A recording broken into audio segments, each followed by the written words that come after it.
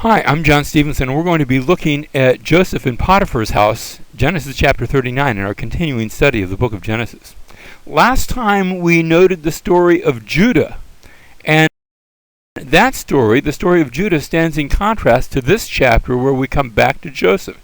Judah, you remember, had taken a Canaanite wife. He'd gone to a foreigner, not because he had to, had children by her. Eventually she died. Joseph, by contrast, is taken to Egypt against his will. He's not planning on it. He's sold into slavery. In Judah's case, it's a story of sexual immorality, where he goes into his daughter-in-law, not realizing who she is, but still thinking she's a prostitute. Meanwhile, Joseph, there's going to be an attempt to seduce him, and he's going to resist that. In Judah's case, he leaves behind his seal and his cord as sort of we likened it to leaving your driver's license and credit card. In Joseph's case, he's going to leave his garment, again, not because he wants to, but because she's got a hold of it, and rather than stay there with her, he just drops everything and leaves. In Judah's case, he's the accuser. In Joseph's case, he's the accused. He's being falsely accused. In Judah's case, the true accusation comes against him, Tamar, the woman, and in Joseph's case, he is the subject of a false accusation at the hand of Potiphar's wife.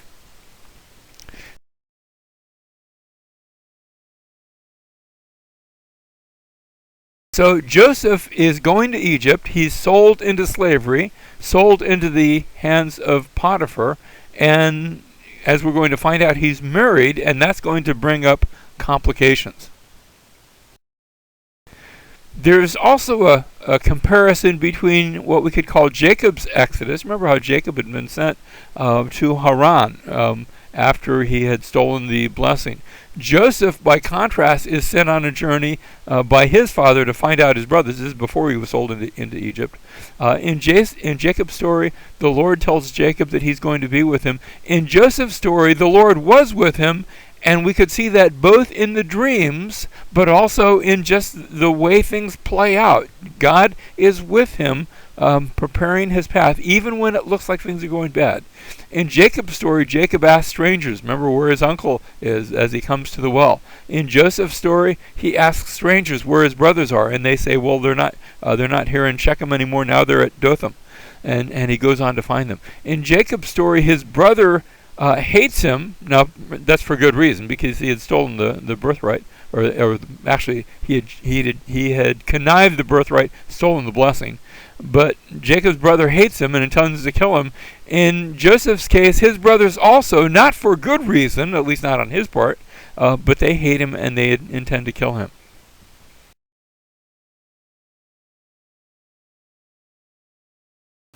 In Jacob's story, Jacob is second in charge eventually to Laban as he goes and works for his uncle Laban. As Joseph is sold into slavery, he becomes second in charge to Potiphar, where Potiphar realizes the integrity of this young man and the intelligence of this young man and puts Joseph in charge of his entire belongings, his entire estate. In Jacob's case, Laban admits that he's blessed on Jacob's account. In Joseph's case, Potiphar sees that he's blessed on Joseph's account. In Jacob's case, Jacob is treated unfairly by Laban. Laban tries to cheat him and change his wages, trying to undermine the way that God has been blessing him. In Joseph's case, Joseph is treated unfairly by Potiphar's wife, who falsely accuses him. In both cases, God is in control. And that's really the overarching story of both the Jacob narrative and the Joseph narrative. In fact, maybe it's the overarching story of the entire book of Genesis.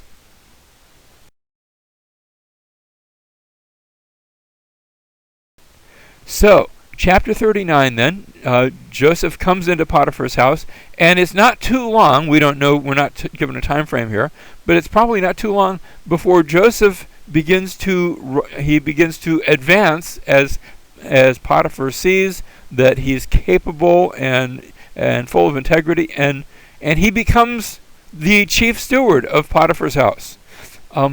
But then his wife takes a hankering to him and tries to seduce him. Joseph will have none of it. But she doesn't quit. She keeps on, and finally, as she is rebuffed in what is an attempt at seduction, she falsely accuses him, and accuses him of attempted rape. He is therefore taken by Potiphar and put into what was translated prison. The Hebrew says the house of chains, or the house of bondage, and that's close enough to a prison for government work.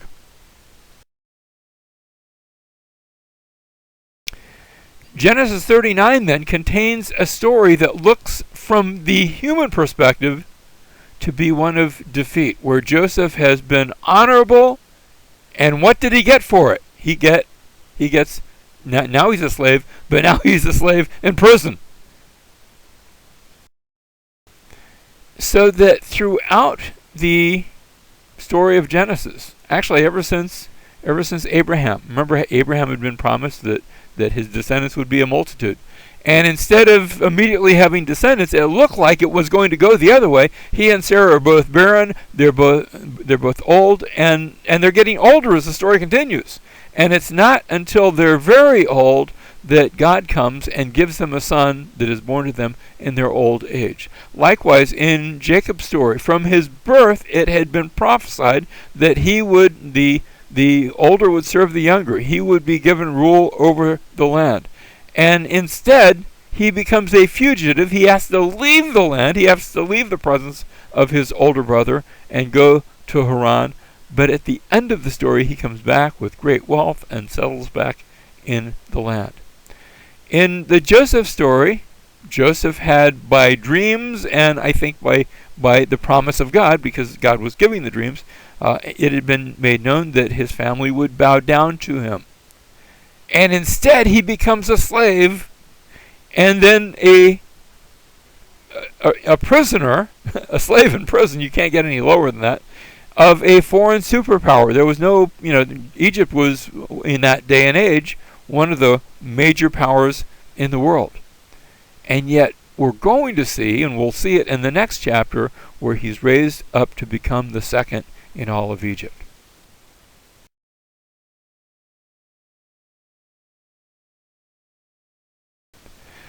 The process is going to continue throughout the Pentateuch. We'll see Moses, who will have the idea, I think from God, that he's going to lead his country out of bondage, and he's going to try to do it under his own steam. He's going to slay an Egyptian taskmaster, and he'll be rejected by the Israelites, and he'll become a fugitive for 40 years in the land of Midian.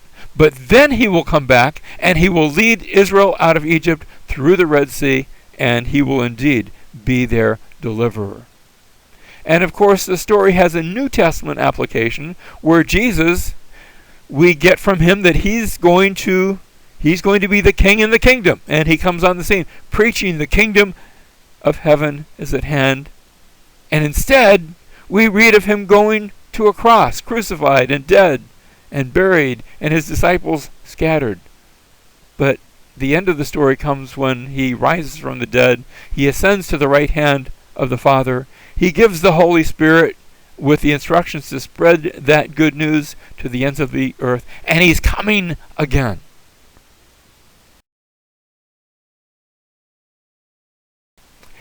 If there is a repeated refrain in this particular chapter, chapter 39, it's that the Lord was with Joseph. We see this in verse 2. The Lord was with Joseph, so he became a successful man. That's in Potiphar's house.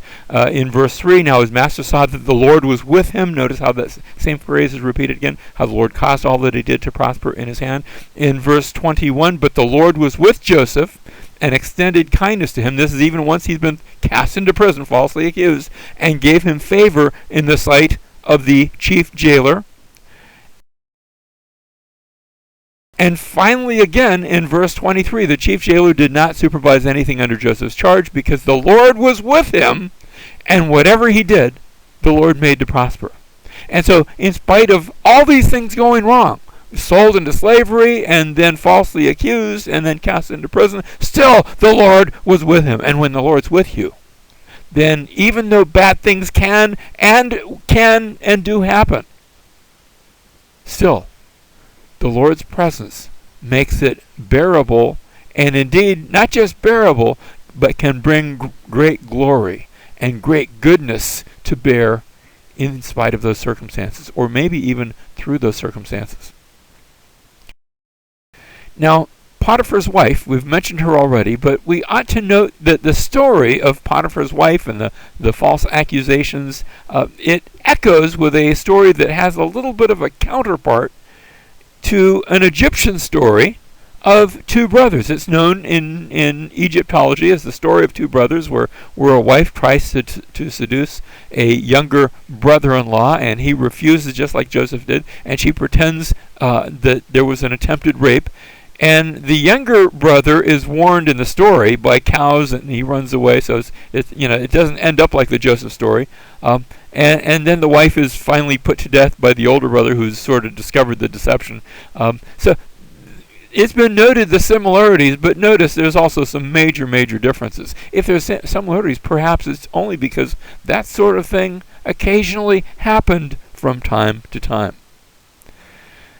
What we should note is that Israel would be similarly tempted to engage in the worship of Egyptian idols.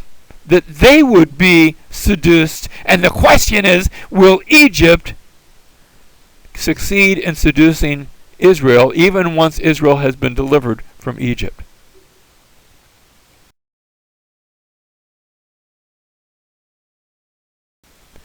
Which brings us to the contrast. You see, Joseph in Canaan had been favored in his father's house. Now that Joseph is in Egypt, he's favored in Potiphar's house.